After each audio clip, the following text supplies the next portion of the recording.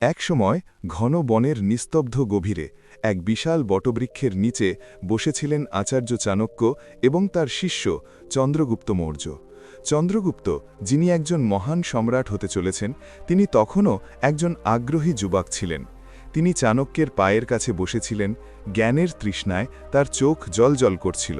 তারপর চাণক্য গম্ভীর কণ্ঠে বললেন, হে চন্দ্রগুপ্ত, আজ আমি তোমাকে এমন 7টি কথা বলবো যা কখনো কাউকে বলা উচিত নয়, যতই কাছের হোক না কেন, যতই বিশেষ হোক না কেন। যদি তুমি এই 7টি কথা কাউকে বলো, তাহলে তা তোমার নিজের ক্ষতি হবে, এবং কিছুক্ষণ পরে তুমি বুঝতে পারবে যে তোমার এগুলো বলা উচিত ছিল না। তুমি অনুতপ্ত হবে, কারণ এটাই জীবন। জীবনকে বুঝতে হলে তোমাকে প্রতিটি পদক্ষেপে সতর্ক থাকতে হবে, কখন কথা বলতে হবে এবং কখন চুপ থাকতে হবে তা জেনে। কিন্তু কখনো কখনো আবেগের বশে মানুষ মুখ খুলে তাদের সব কিছু প্রকাশ করে। চন্দ্রগুপ্ত কৌতূহলী হয়ে জিজ্ঞাসা করলেন, গুরুদেব, কোন কোন জিনিস বলা উচিত নয়, এবং সব কিছু কি চুপচাপ এবং গোপন রাখা প্রয়োজন? চন্দ্রগুপ্ত হেসে বললেন, না চন্দ্রগুপ্ত, সব গোপন রাখার দরকার নেই, কারণ জীবনে সব গোপন রাখলে তুমি ভালো নেই। তাই তোমাকে সাবধানে চিন্তা করে কথা বলতে হবে। কিন্তু আজ সেই বিষয়গুলির মধ্যে 7টি প্রধান বিষয় রয়েছে, যা সম্পর্কে আমি তোমাকে বিস্তারিতভাবে বলবো।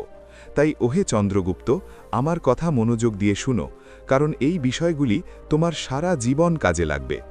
হ্যালো বন্ধুরা, দি ইন্সপায়ার্ড ইউটিউব চ্যানেলে তোমাদের আন্তরিকভাবে স্বাগত। যদি তুমি চাণক্য নীতি পছন্দ করো, তাহলে এই চ্যানেলটি লাইক করো এবং সাবস্ক্রাইব করো, এবং কমেন্টে চাণক্য নীতি লেখো। আমরা বুঝতে পারব যে তুমি আমাদের ভিডিওটি পছন্দ করেছ। তাহলে ভিডিওটি শুরু করা যাক। তোমার বিবাহিত জীবন বা পরিবার সম্পর্কে একটি। চন্দ্রগুপ্ত, প্রথমেই শোনো, তোমার বিবাহিত জীবন বা পরিবারের বিস্তারিত বিবরণ কখনো কারো সাথে শেয়ার করো না। চাণক্য বলেছেন যে পরিবার হল এমন একটি মন্দির যেখানে প্রতিটি সদস্যের আবেগ সংযুক্ত। যদি তুমি তোমার স্ত্রীর সাথে ঝগড়া, সন্তানদের দুষ্টামি অথবা বাবা মায়ের মতপার্থক্যকে বাইরে রাখো, তাহলে সেগুলো তোমার দুর্বলতা হয়ে উঠবে। কেন? কারণ পৃথিবীতে বন্ধুর চেয়ে শত্রুর সংখ্যা বেশি। আজ যে বন্ধু তোমার, সে আগামীকাল ঈর্ষায় পরিণত হতে পারে, এবং তারা আপনার কথাকে অস্ত্রে পরিণত করতে পারে। এই নীতিটি সমস্ত সম্পর্কের ক্ষেত্রে প্রযোজ্য, তা সে পিতামাতা সন্তানের সম্পর্ক হোক, যেখানে বয়স স্বাস্থ্যের উদ্বেগ নিয়ে আসে। ধরুন আপনার মায়ের স্বাস্থ্যের অবনতি হয়েছে এবং আপনার বাবার বিরক্তি বেড়েছে। যদি আপনার সন্তানরা আত্মীয়দের এই বিষয়ে বলে, তাহলে আপনার বাবা ক্রমাগত রেগে যাবেন। আপনার মা অসুস্থ হলে কি হবে? আত্মীয় স্বজনরা করুণা প্রকাশ করবে, তবে গুজবও ছড়িয়ে পড়বে। তাদের বাড়িতে সবকিছু ঠিকঠাক নেই। এতে পিতামাতার সম্মান হ্রাস পাবে এবং পারিবারিক ঐক্য প্রভাবিত হবে। একইভাবে ভাই বোনদের মধ্যে পারিবারিক ঐক্য ক্ষতিগ্রস্ত হবে। একইভাবে ভাই বোনরা শৈশবে একসাথে খেলতে পারে, কিন্তু বড় হওয়ার পর তাদের মধ্যে মতপার্থক্য দেখা দেয়, যেমন যখন তাদের চাকরি থাকে বা বিয়ে হয়। যদি কোনো ভাই তার বোনের বিয়ের পর ঘটে যাওয়া ঝগড়ার কথা তার চাচাতো ভাইকে বলে, তাহলে খবরটি পুরো পরিবারে ছড়িয়ে পড়বে। ফলস্বরূপ সম্পর্ক তিক্ত হয়ে যাবে এবং সেই শৈশবের বন্ধুত্ব চিরতরে হারিয়ে যাবে। বাড়ির সমস্ত সম্পর্কের সাথে সেখানে বসবাসকারী সকলের সাথে মতপার্থক্য থাকতে পারে। কখনো কখনো সময়ের সাথে সাথে ঝগড়াও দেখা দেয়, কিন্তু এর অর্থ এই নয় যে তুমি এই সব কথা অপরিচিত কাউকে বা অন্য কাউকে বলবে। তুমি তোমার প্রতিবেশীদের বলবে। এতে তোমার সম্মান কমে যাবে এবং সবার ক্ষতি হবে। তোমার অপমানের কথা বলো। সমালোচনা বা বিশ্বাসঘাতকতা গোপন রাখার মূল চাবিকাঠি হল তোমার অপমানের কথা কখনো না বলা। তুমি কোথায় সমালোচনার সম্মুখীন হয়েছ বা বিশ্বাসঘাতকতার শিকার হয়েছ তা প্রকাশ করো না। চাণক্য নীতিতে আমি স্পষ্টভাবে বলেছি যে প্রকৃত বিজয় নিহিত আছে নীরবে অপমান সহ্য করার মধ্যেই। এই বাক্যটি কেবল উপদেশ নয়, বরং একটি দর্শন যা একজন ব্যক্তিকে দুর্বলতা থেকে শক্তিতে নিয়ে যায়। কেন? কারণ 2 ধরনের অপমান রয়েছে, বাহ্যিক এবং অভ্যন্তরীণ। বাহ্যিক অপমান, যেমন কারোর কঠোর কথা বা বিশ্বাসঘাতকতা, ক্ষণিকের, কিন্তু অভ্যন্তরীণ অপমান তখনই দেখা দেয় যখন আপনি বিশ্বকে দেখানোর জন্য সেগুলি জাহির করেন। এটি আপনাকে দুর্বল দেখায় এবং আপনাকে হাসির পাত্র করে তোলে। সহানুভূতির আড়ালে পৃথিবী কৌতূহলে ভরা। মানুষ আপনার কষ্ট উপভোগ করে, কিন্তু আপনাকে শক্তিশালী করার পরিবর্তে তারা আরও গভীর ক্ষত সৃষ্টি করে। আসুন আমরা এই নীতিটি বিস্তারিতভাবে বুঝতে পারি। কেন অপমান গোপন রাখা উচিত, এর বিপদ কী, এবং আমরা কিভাবে এটি থেকে উপকৃত হতে পারি। প্রথমত, অপমান কি? অপমান হল হৃদয়ে লুকিয়ে থাকা একটি কাঁটা, কখনো সমালোচনার আকারে, কখনো বিশ্বাসঘাতকতার আকারে। কল্পনা করুন, চন্দ্রগুপ্ত একজন উচ্চাকাঙ্ক্ষী যুবক, যিনি সাম্রাজ্য গড়ে তোলার পথে। একদিন আদালতে একজন মন্ত্রী আপনার সমালোচনা করেন। আপনার পরিকল্পনা অবাস্তব, আপনি নির্বোধ। এই কথা শুনে মন বিদ্রোহী হয়ে ওঠে। অথবা কোনো ঘনিষ্ঠ বন্ধু তোমার সাথে বিশ্বাসঘাতকতা করে। তারা তোমাকে আস্থায় রেখে তোমার সম্পদ কেড়ে নেয়, অথবা তোমার গোপন কথা তোমার শত্রুদের কাছে পৌঁছে দেয়।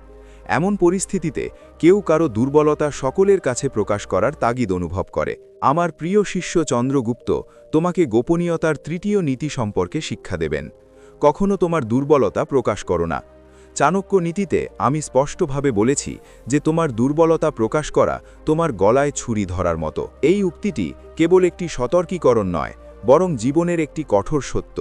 প্রতিটি মানুষেরই দুর্বলতা থাকে, তা সে রাগের বিস্ফোরণ হোক, লোভের ঢেউ হোক, ভয়ের ছায়া হোক, বা দক্ষতার অভাব হোক।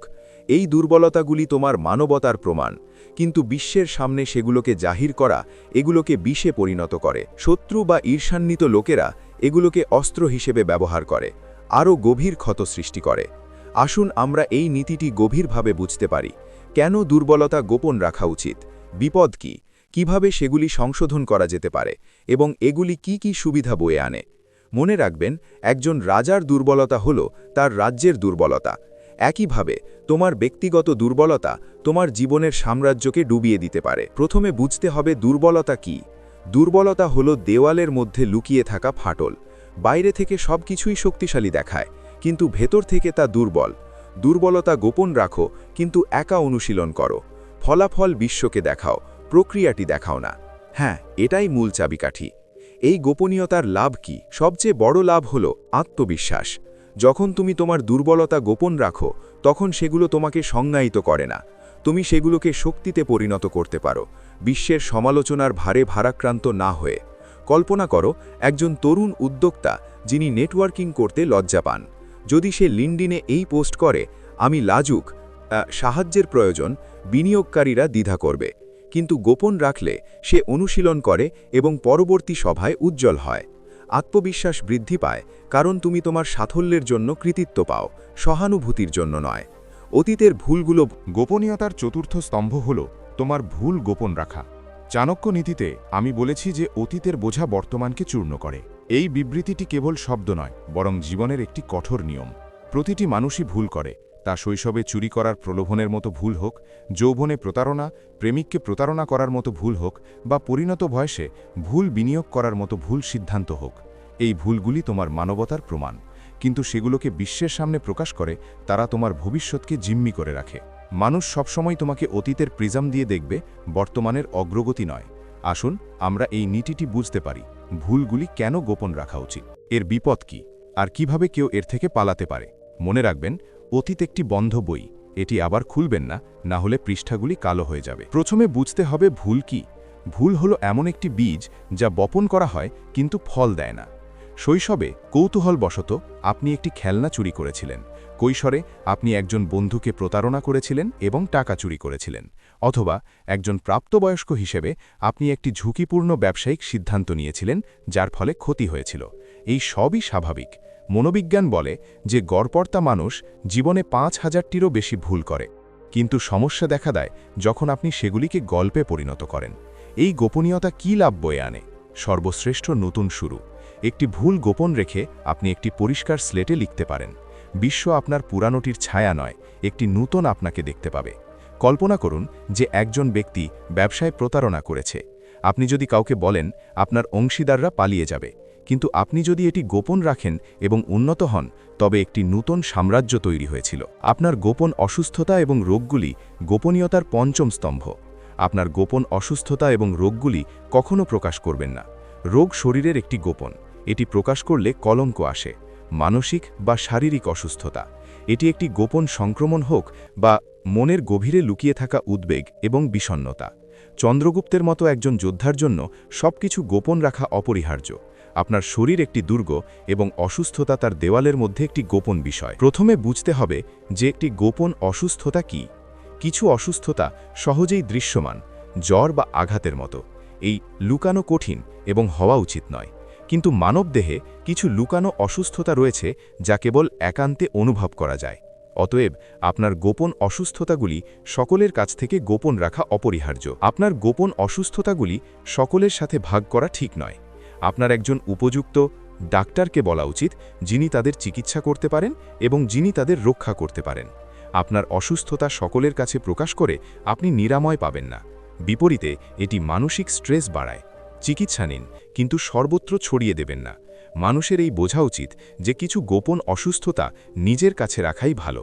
যদি কোনো নির্দিষ্ট অসুস্থতা থাকে যা আপনার কাছ থেকে লুকানো থাকে, যদি তুমি পারো তাহলে তা চিকিৎসকের মধ্যেই সীমাবদ্ধ রাখো। গোপনীয়তার ষষ্ঠ স্তম্ভ হল তোমার বুদ্ধিমত্তা বা জ্ঞানের পরিধি।